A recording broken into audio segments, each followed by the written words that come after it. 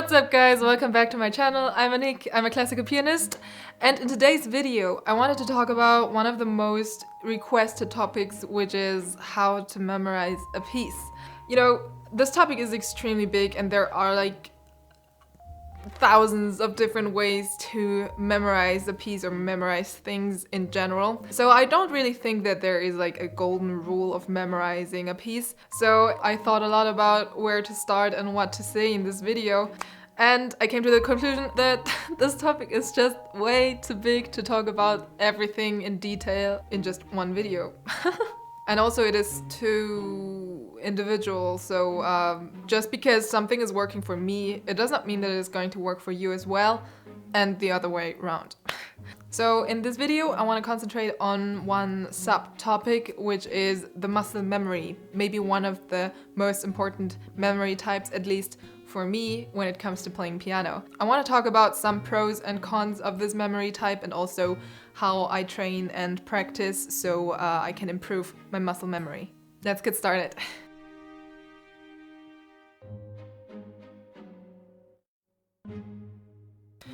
Muscle memory. Okay, so basically this memory type describes how the repetition of movements will create a long-term muscle memory for this task. Easier said, the more you practice a specific movement, the better it will stay in your memory. Now, this type of memory has some pros, but also some cons, and I want to talk about these now.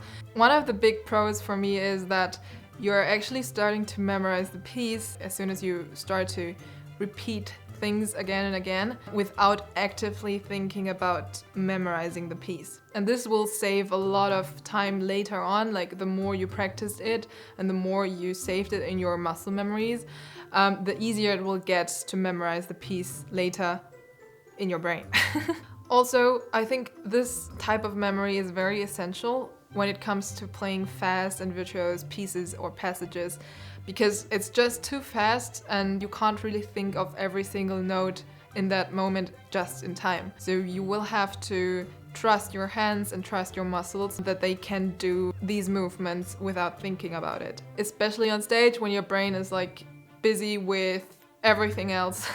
I had the experience that I really don't want to think about which note do I have to play now. I want to think of making music and not which note do I have to play. Now these are two of the main pro sides, but there are also some cons that I want to discuss here. As I said before, the muscle memory starts to save the movements as soon as you start to play, basically, or as soon as you start to repeat the same movements over and over again. And this is good as long as you're doing the right or the correct movements. However, when we're learning new pieces, at the beginning we are trying to find the right notes and not the right movements. So there is a high chance that we are practicing and training wrong movements from the beginning on, and it takes a lot of time and effort to get rid of all these wrong movements again. So just a little example here. Maybe you've worked with a specific fingering from the beginning on for, let's say, a couple of weeks or a month or even years, and like you walked a pretty long way with this fingering. And after a while, you get to a point where you say, okay, this fingering is not working for me anymore, so you have to go back all the way and relearn a new movement with a new fingering. And yes, there is no shortcut between these 2 points. You have to go back all the way and then start to walk a new way. At least this is what 20 years of playing piano showed me. So what I learned through this is the earlier I put my attention on finding the right movements and moving correctly from the beginning on, the more I can prevent mistakes and save a lot of practicing time. Now in this example I was just talking about fingerings, but I think it's very important to understand that muscle memory is not only describing the muscles of your fingers, it's describing every single muscle of your body.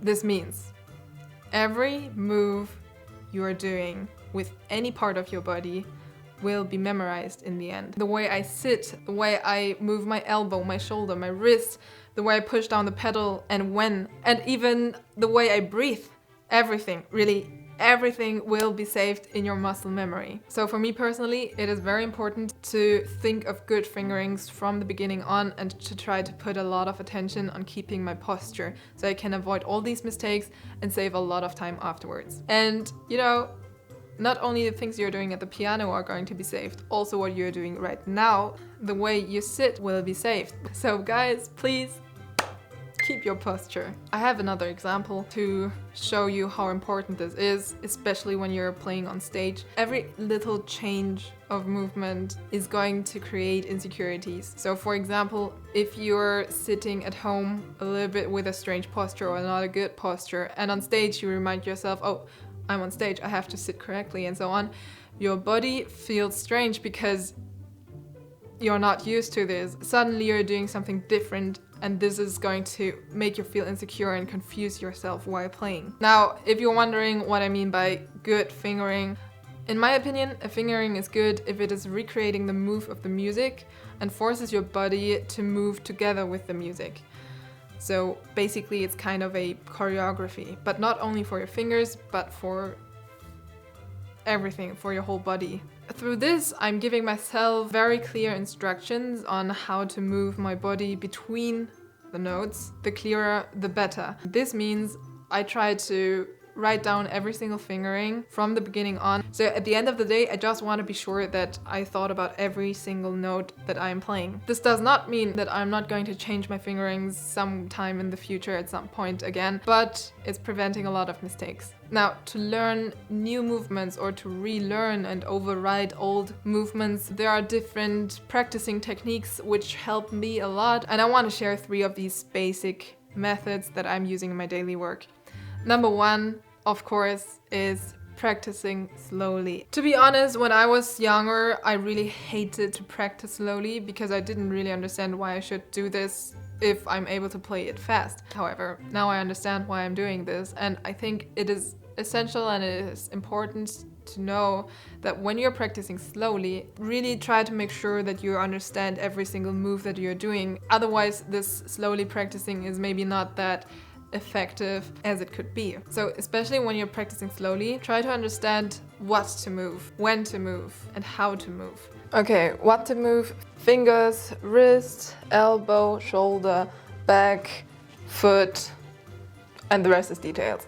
How to move: moving outside, moving inside, moving forward, moving backwards, straighten up my back, moving in circular moves, and also when to move. For example, moving before I hit the note, while I'm hitting the note, after hitting the note. You have to make it clear. Well, first of all, you have to move all the time. So there is nothing like stop of moving in music. Music is movement. But you have to think of which movement do I have to do now and when does this movement start. So for example, I want to push down this note, so I have to prepare it, push down the note, and when exactly do I continue preparing the next note, and so on. And this, well, is a lot of preparation, and this you will have to do very, very slowly to make sure that you know exactly when does the movement for this note stop and when is it starting to be a movement for the next note. So these are like the basics that you should really think of when you're practicing slowly. Otherwise, you would only practice wrong movements again, which would be really just a waste of time. The next practicing method I really like to use is practicing with different rhythms. One of the most important things for me when I practice with different rhythms is to find relaxation points. If I'm playing with a lot of different rhythms, basically any note can be a relaxation point for me. It might be a little bit strange to explain it and difficult to explain it, so just let me show you some examples. Okay, so as an example for how I practice with rhythms, I'll show you how I would practice this with Chopin Etude Opus 10 number 4. So this one. On the one hand, practicing with rhythms helps me to speed up, and on the other hand, it helps me to find relaxation points, as I said before. Depending on the rhythm you're choosing, the relaxation point can be any note you want. Normally you would relax on the notes that are longer. So for example here.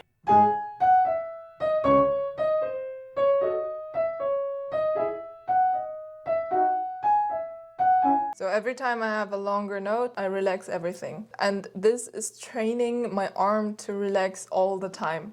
This is also something that will be memorized, even though you're not playing like this in the end. The more you're practicing with different rhythms, the more your body gets the possibility and gets the knowledge when to relax and how to relax. I'll just show some different rhythms that I would practice with.